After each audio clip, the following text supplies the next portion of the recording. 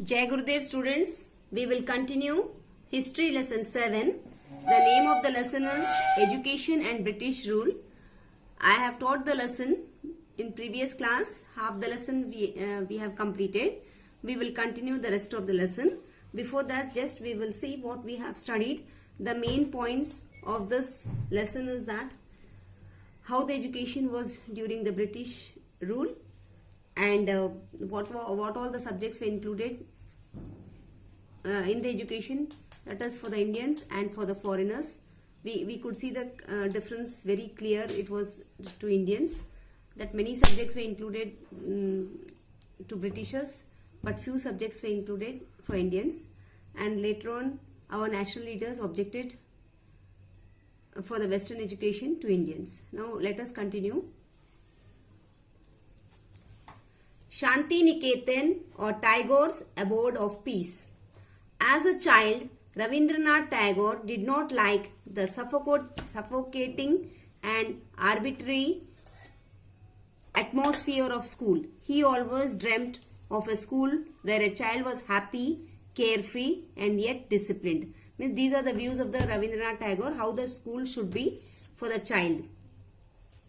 Finally, in 1901, Tagore was able to fulfill his dream. He started an educational institution named Shanti Niketan, or Abode of Peace. This is the name of the school started by Rabindranath Tagore. Tagore believed in self-learning.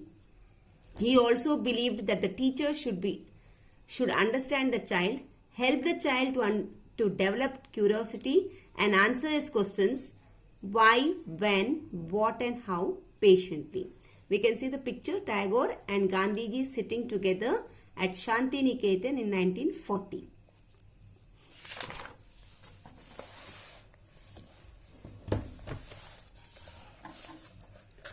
He laid stress on natural environment and the harmony between the nature and the students. In Shanti Niketan, classes were held in the open air and not in the suffocating environment of classrooms. Means in the school of Rabindranath Tagore, the name of the school was Shanti Niketan. Classes were taken in open area. Though Tagore and Gandhiji had similar views, but the national education, yet they differed.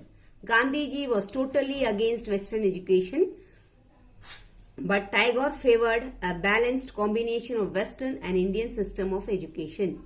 Tagore wanted science and technology should be combined with the literature, music and art.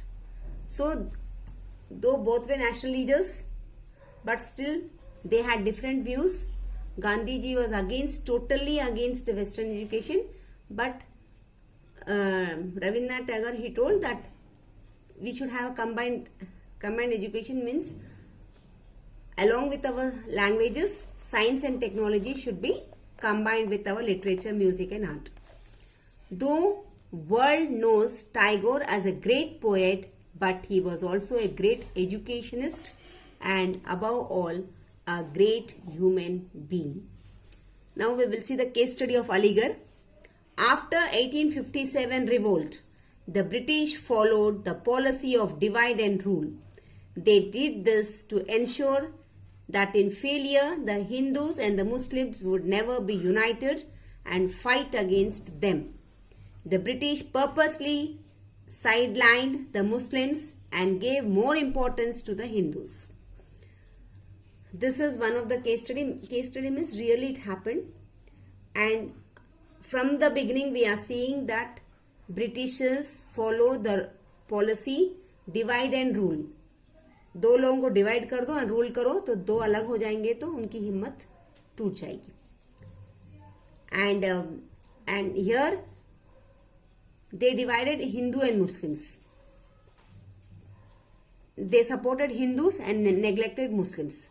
So once someone is neglected, naturally he will oppose.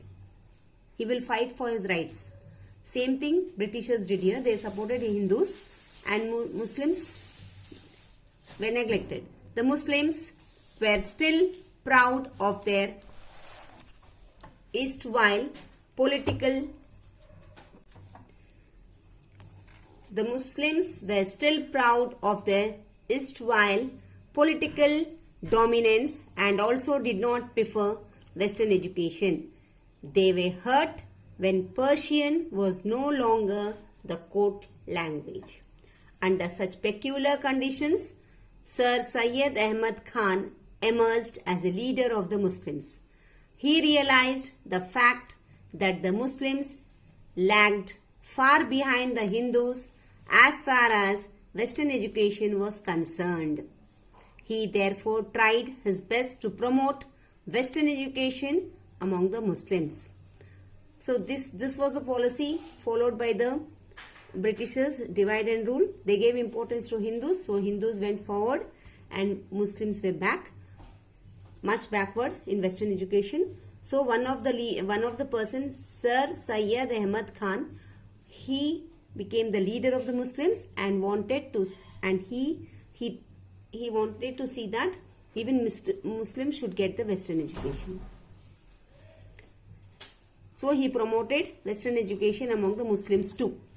For this, in 1875, he founded a school which soon developed into the Mohammedan Anglo-Oriental College of Aligarh. Nobody can deny that this college has done a great job for the promotion of higher education and modern outlook among Muslims. The Aligarh College later became Aligarh Muslim University. The institution taught modern education, including Western science, to the Muslims. So, Syed Ahmad Khan, he founded a school at Aligarh and later it turned into a university for Muslims, especially for Muslims. Baroda. Baroda in Gujarat is a center of education and culture. Maharaja Sayaji Rao III of the Gaikwad family took an active interest in the development of education. In his long reign of 60 years, he introduced many reforms in almost all the field, which included education administration, health, etc. He also raised his voice against untouchability, casteism and other social evils. The Maharaja himself, a very enlightened person, wanted his subjects to be educated. For this, he opened primary schools in Baroda, established a library system, colleges and the Baroda University. He also set up several industries. In picture we can see Maharaj Sayaji Rao. One of his glorious contribution to the country was the establishment of Baroda College of Science in 1880. Children, we can see how our national leaders in every part of the country, they tried their best to give Indian education along with Western education. Like